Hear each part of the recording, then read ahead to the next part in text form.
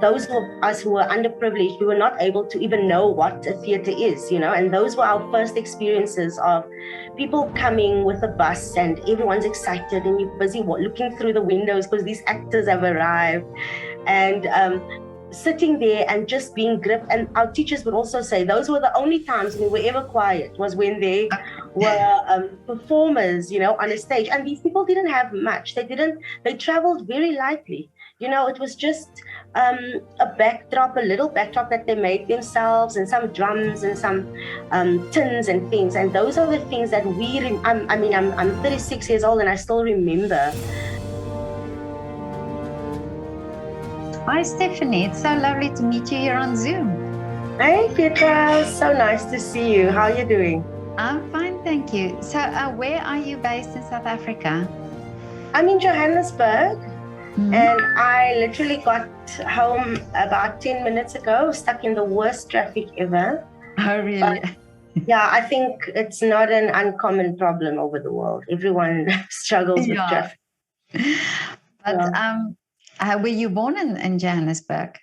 No, I was born in Cape Town. No, not actually, in the Eastern Cape, in a little town called Humansdorp. And so I was born there and raised in Cape Town. So when I was 1 year old, my parents moved to Cape Town, and that's where I had most of my upbringing, my schooling and everything. But then when I wanted to go to university, I came over to Johannesburg and I stayed.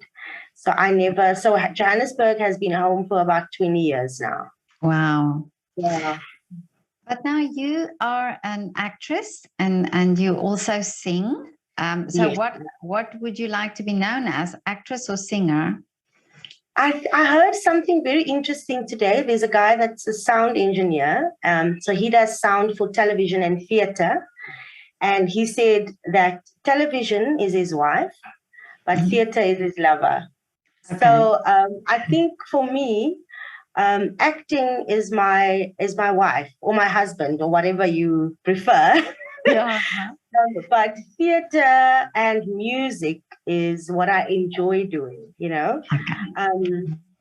where things are in the world or in our country at the moment, music is not something that is really as sustaining. So my acting is what has kept me over these years, so I resonate more toward that because that is what keeps the pots cooking. Yeah. But I think music has always been my first love, but unfortunately, or fortunately, I get to do it whenever I'm able to.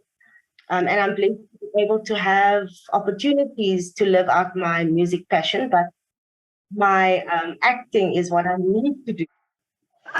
But now you say that acting is what you do, and what made you interested in acting as a child? Were you then already interested?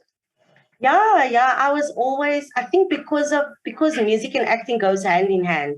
I was always chosen at school for musical theaters and plays and whatever, where they need a strong singer. So I was singing since the age of 5.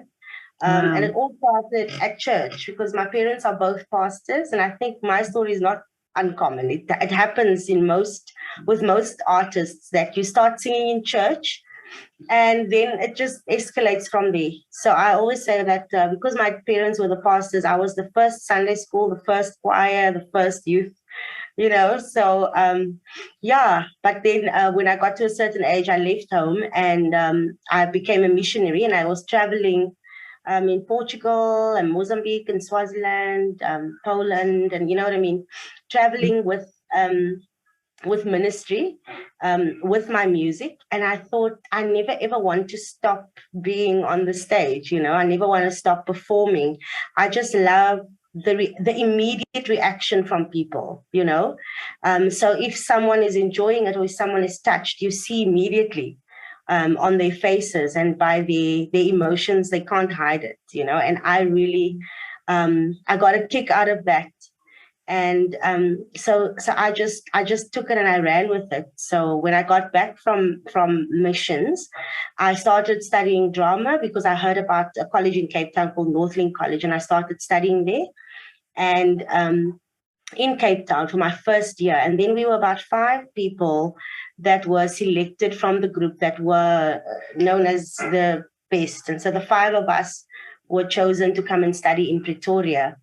And and then that's how my career started.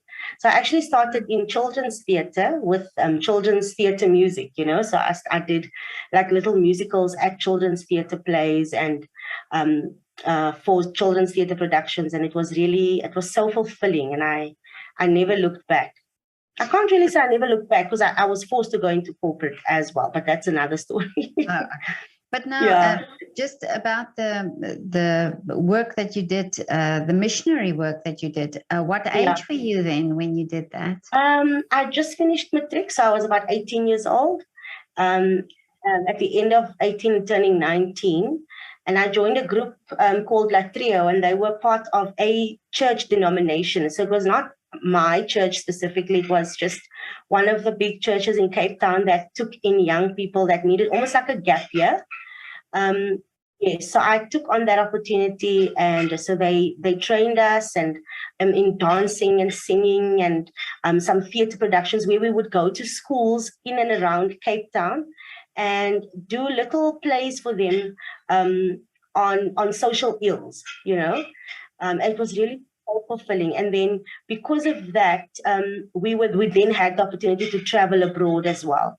So we actually went to Germany, where we stayed for about a month, teaching at schools and helping people, but obviously gospel-based, and it was really such a life-changing experience for me. And then coming back from there, I really thought that, I could see how the arts were enriching people's lives, and that you can reach so much more people through the arts, giving them a book or showing them, watch a movie. People get bored, they get up, but theater is where you are actually in their faces. And if you have something that's gripping enough for them to watch, they'll watch.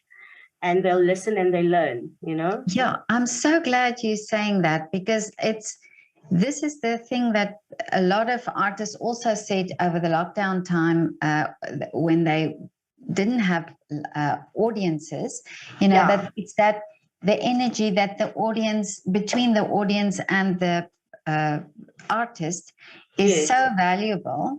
And it's also, now that you're talking about the work that you're doing with children and the education work and how you can use art to do that. And that is something that I feel very passionate about, because I think it's so important that that's being done in schools.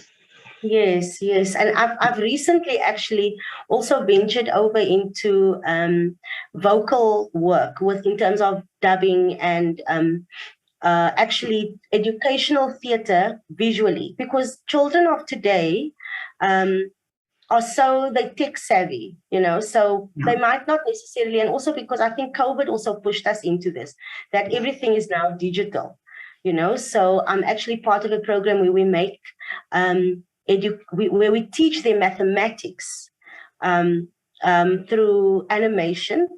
And they would then take these. So I would then tell a little story, just a made-up story about, for example, a little boy called Bandile. He wants to play soccer, but he doesn't have the money. And, those are the things that grips kids in townships, especially, the things that they love, and you bring it back to their level. And they are then able to watch and be excited by the storytelling, but it's actually educational.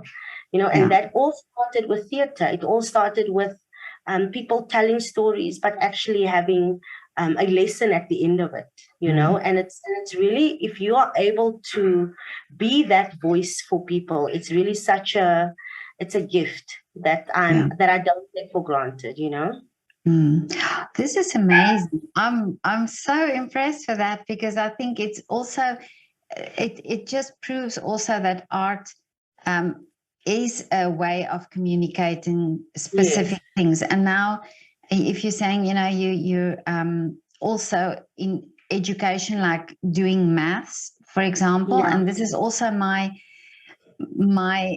theory, or the thing that I would love to see so much, is that schools recognize this, and that schools recognize the importance of art in a school. Yeah.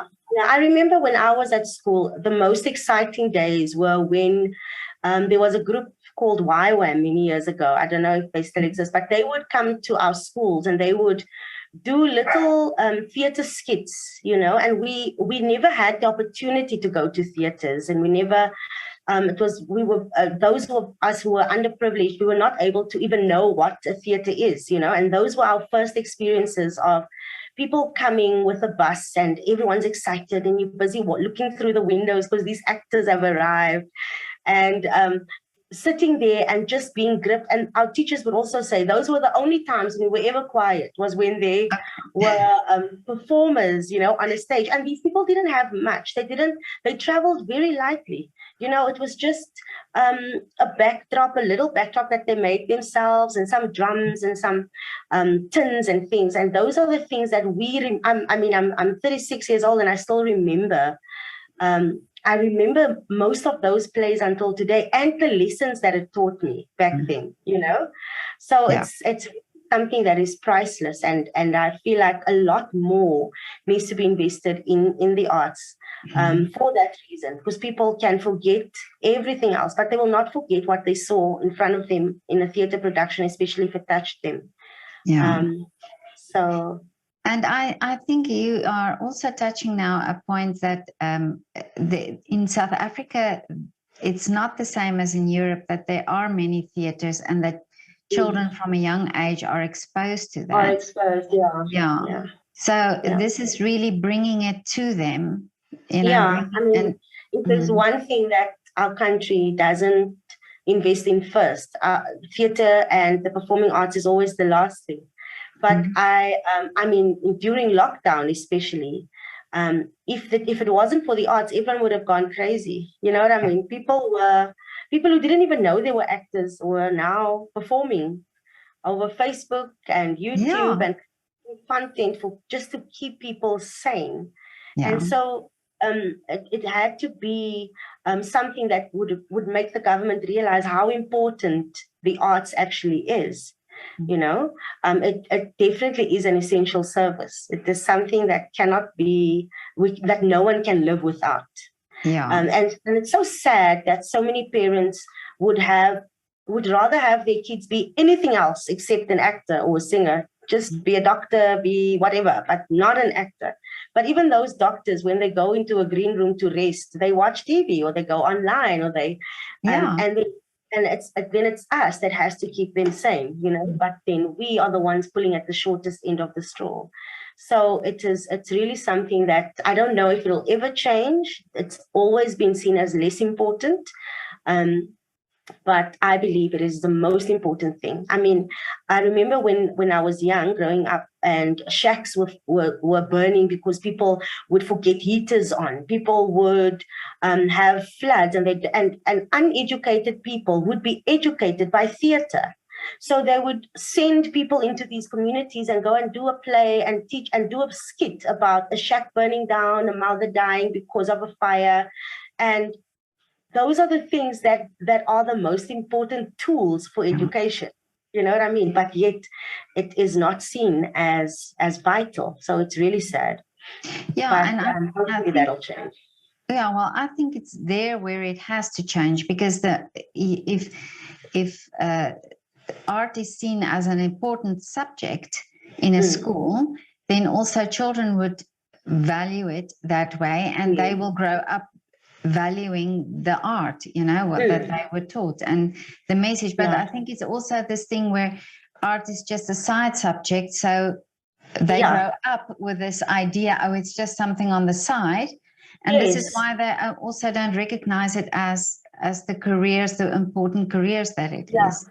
And it's really sad. So it's something that it's a topic that is very important. So I'm glad that you're pushing this prerogative. Definitely. I'm so passionate about that. But this is my dream and the wish that really this could be changed. I wouldn't be able to change it, but that we just start talking about this and the importance of it.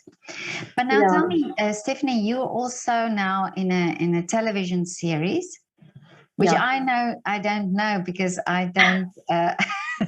But you have to tell me now how did you get this role? Yeah, so it's a soap on a channel in South Africa called CakeNet, and it's on the DSTV package, and I've been on there for 7 years now. So the show is about rugby, and when it's translated, it says "Married to Rugby." So it's like a play on Married to Football, you know that series. Yeah. So because South Africa, rugby is everything in South Africa. It's really, especially in our Afrikaner culture. Like it's rugby is all that they talk about, and when it's rugby in the town, the whole city stops. So so the producers thought it well to call the show Getroud met Rugby. So it's about, people would think that it's about people playing rugby all day, but it's actually about the lives of the rugby players and their wives, and whatever goes around that, and the drama around that. Yeah. So I play a character called Bibi, and she's the owner of the salon and the nail bar and the big gossip of the town, and also like the one that holds everyone together. So I've been doing it for 7 years. It's been an awesome experience. I've learned so much during that time, and I've been so grateful that during lockdown I was able to be part of a long-standing show. You know what I mean? I wasn't seen as a freelancer, which is such a blessing. And I can imagine how my colleagues out there who were freelancing were struggling, But unfortunately, our show is now coming to an end. So we are at the end of September. We'll be airing our last show. So we actually have already shot the last few episodes. So, I see. After all this time. So the show as a whole has been on for 10 years because it started as a movie, and then they petitioned for it to become a series, and it did. And then after a few seasons, I think after 2 seasons, it then became a soapy. And it has been, and we've become household names, People just love the show. But unfortunately, I think with time, people wanted new things. They wanted to see something new. So the show has now ended. And so now I'm a freelancer and I'm enjoying it, surprisingly. Oh, really? But do people come up to you in the street and confuse your character with with Bibi? Yeah. People call me Bibi, and I respond because what else? They don't know me. Other than they see on television. And so they expect me to also to come do their hair and their nails, and then I have no idea how to do any of that. I'm just playing it. Originally, I auditioned for one of the Rugby Wives, and they saw me and they said, "No, you have to run," because I wear wigs all the time. So I actually came in with 1 wig, and I didn't know that I'm going to get a call back. I didn't think it was a good audition at all. And then a few months went by, and I've now changed my hair. And I said to them when I got back, when they called me back for the callback, I said, I changed my hair because I wanted to show you guys how versatile I can be. And they obviously loved it. And then they decided to then write in a salon with a very classy salon owner who changes her hair and her nails all the time and whatever. So I think I created a role for myself there. Isn't that amazing? Yeah. So not everyone is as lucky to have a story like that, but how it happened for me. That's incredible. And the confidence that you had to do that is amazing. Yeah, I had to make up an excuse because in our industry, when you have to look the same way that you did when you went to the audition. So now I didn't know if I'm going to get a call back. So I changed my hair, my nails, everything was changed. And I said, no, I did it on purpose. I wanted to show you guys I can be versatile. Whatever you want me to do, I can be. So yeah, so that's how I landed the role of Bibi. Yeah. And it's been so fulfilling. I loved it. But that will probably now also, I mean, because you've had that and you've had that experience, and that's television, and everybody says, that's these different mediums like television and theater. Yes.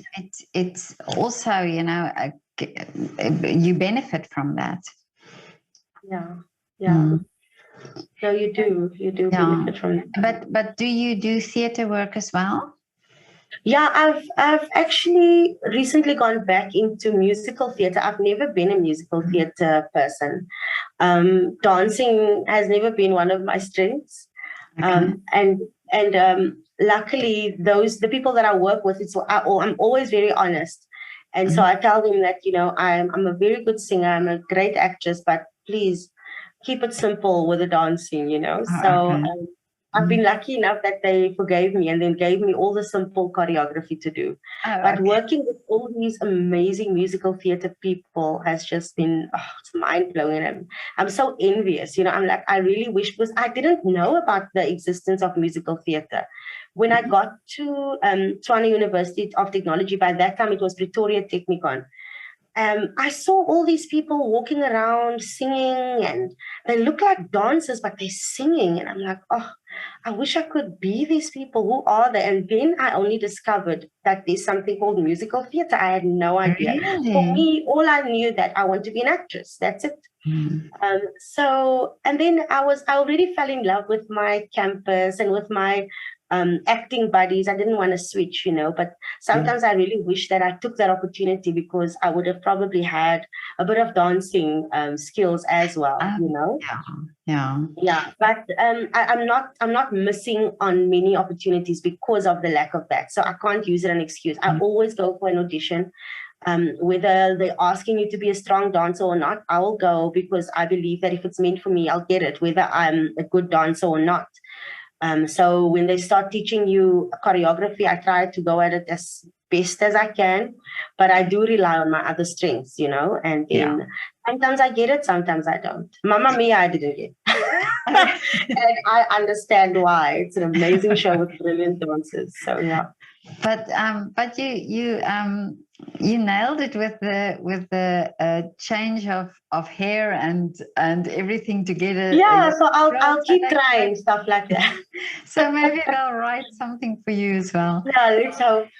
But now, musical theatre in South Africa, I've heard that they also, and in opera, that they change operas to say be more relatable to South Africans. To say, I think they've done Carmen, and they've rewritten it so that it fits into the life stories of the township. Carmen Eka, yes. I actually went and watched the show.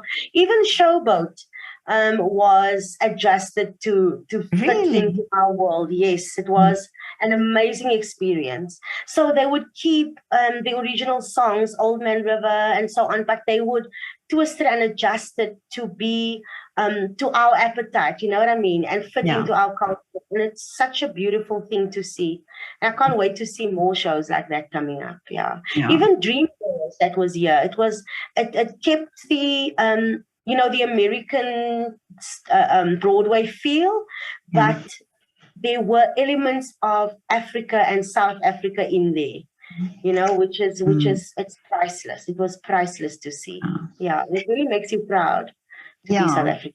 And it's so unique then, to South Africa. Yeah, it cannot be retold by anyone else except us. No, definitely. But now I also wanted to ask, now with all this, you said your parents were pastors, and but are they also musical, or did they have, did you get some inspiration from them? Yes, definitely. My mom and dad were my mom's a singer and my dad plays guitar. So mostly in the church and so on. But then I remember when I think I was about 11 or 12, they actually brought out a little cassette where they sang about, I think there was about 9 or 10 songs on there. And I would walk in the area and people would be playing their music in their houses, from their cars. Because I remember my parents used to stand on a Saturday at the market and my mom would sing, and my dad would then be selling these cassettes, So music has always been part of my life, and my mom always says that the next generation will always be better than the first. So I don't know. I'm not saying I'm better than her, but I think I was able to reach a much bigger audience than she could ever do, But the lives that she touched then was necessary for that time. And then when now I'm able to have platforms like yours, to tell my story, and which is huge. And then my daughter will probably end up there at your place right next to you one day. You know what I mean? Instead of Zoom. So so I think it always starts somewhere, and then it grows from there. Yeah, but maybe you should come and sing in Vienna, Oh, I'd love that. Yeah. I'd love that. But now, but tell me about your daughter. Is she also does she also sing? Yes. Her name is Symphony, for obvious reasons. Wow. I love music. Yeah. So she's in grade 8 now, and when she started, the first thing she looked for at the high school was what are the arts there, So she started doing drama and music, and she actually performed at one of the big festivals at the People's Theatre now recently, and I was in such awe, and I thought to myself, if I had the opportunities that she has now at this age to start already, how far would I have been? So it's really exciting that is able to get such exposure at this young age, at the start of her career. So I know she loves singing and she loves performing. She's very shy. She's not like me, as outspoken as I am, but she when she gets onto the stage, she just blossoms, and you don't even recognize her. And I just need to finish myself every time. And I just want to tell everyone around me, that's my daughter. So I'm becoming my mother. Because my mom was like that. So I just have to stop myself from telling everyone which one is mine. Well, I think we have to be like that. I spoke to a singer who said that her parents were not musical, and every time she sang, they just thought she was amazing, and and she said that actually gave her a lot of confidence. So we need, as mums, we need to do that. We need to think that they're the best. We are their first cheerleaders. Definitely. But now, Stephanie, tell me, what are your wishes for the future? I recently brought out a single, and it's in gospel, and I think the audience that it needed to reach, and I'm very grateful for it. So I'm looking forward to writing more music and bringing that out. And then I started directing as well. Wow. Yes, directing Turkish translated dramas. Very complicated, but fun. It's a lot of fun. So why Turkish translated? Because South Africa actually buys these things at a very good price, I think. So they buy them by their content. And then we actually dub it over into Afrikaans. So I started off as a dubbing artist, and then MultiChoice DSTV actually asked me to be one of the directors. So I am now actually directing other actors, and it's so overwhelming, Petra, because the people that I direct are people that I grew up admiring. And I need to just tell myself, you are a director, please don't be starstruck. Just prepare yourself. You are going to see one of your biggest heroes, and you have to direct them. Karen Retief, Henrietta Grijpenberg. It's unbelievable, the kind of people that walk into my studio and do this work, and the fact that I get to work with them in a senior position. It's really a dream come true. And so this has actually sparked a desire for me to go into directing. It has never been something that I even considered. And I just seeing something come to life that you were part of creating, that you had the gift of bringing to life. It's really, so it's another type of fulfillment, So that's what I really want to go into. And then hopefully people will see me in a new soapy soon. But I'm not allowed to say anything as yet. But yes, Yeah. but I'm not done on television as yet, and I'm grateful to still continue. Yeah, but I Well, love working behind the scenes as well. really. Oh, but you are doing so many things. I mean, where do you get the time for everything? I think the support structure is the most important thing. I've got amazing people in my life who really help me to get by daily, and keep my feet firmly on the ground. And sometimes I get so overwhelmed because as a single mother, you have to make sure that the pots keep cooking and the Yeah. wheels keep turning, and you forget about yourself, and so you take on a lot of things. And I actually recently had to really sit down and just decide what is going to keep me sane. So whether you have all the money in the world but you don't have time for your children or for yourself, it's not worth it. Yeah. So I actually had to, when I sometimes end up in a parking lot, supposed to go into a shop, and I sit there for an hour goes by and I'm just crying my eyes out because I don't even know where to start. So I think the most important thing is to actually just conceptualize things and make sure that the important things stays important and not try to grab onto everything, because we as women, we can do everything, but we shouldn't. We should really remember that there's only one of us. Yeah. And if I'm not there, the people that I'm trying to take care of won't have me. So I can be running around and trying to do everything, and then actually do nothing. Yeah. Yeah, I think my support structure is just really what keeps me going. I wouldn't be able to do it on my own. Yeah. Yeah, no, that's true, and it's I think it's also this thing where you have to make time for yourself to Yes. to keep that sanity. Yeah, Yeah. definitely. Yeah. But now, this is so wonderful to talk to you, so inspirational, and but I want to ask you now just one more question. Can you do a shout out for your favorite restaurant or coffee shop in the area? Um, in Johannesburg or Yeah, in South Africa? yeah, Oh, there's an awesome restaurant called Imzini where I actually sing every Thursday night. really. And yes, I want to send them all my love, and to all the people that go there and that come there every Thursday to see me perform and to dance with me and sing with me. I wish you all the health and wealth and prosperity in the world. Wonderful. What type of restaurant is this?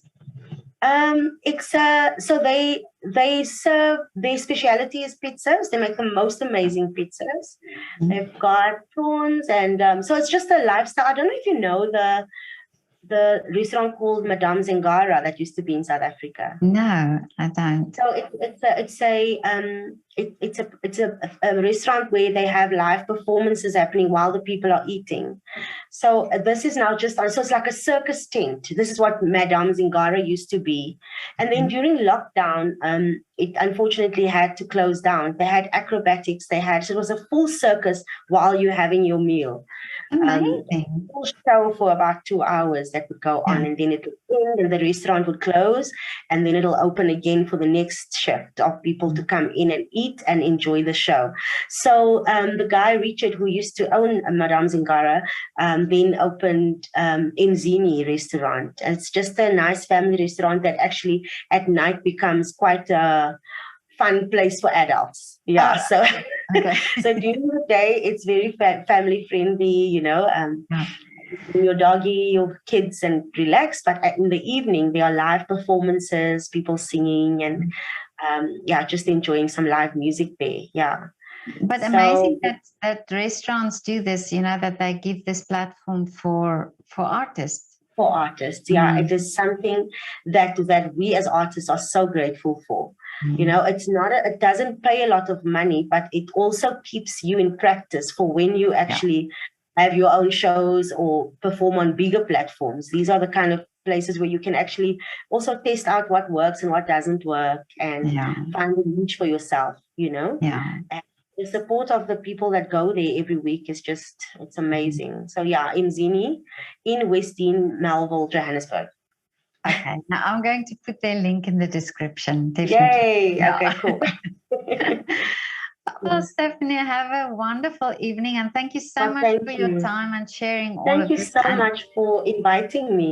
Yeah, you're doing amazing work, really, and well done for the work that you're doing with children as well. Thank you. And yeah, I really admire you for doing that. Thank you so much, Petra, and I'll be following your journey as well. I'm excited to have met you. Thank you very much. I appreciate it. Okay, Stephanie. Bye. Bye. Bye.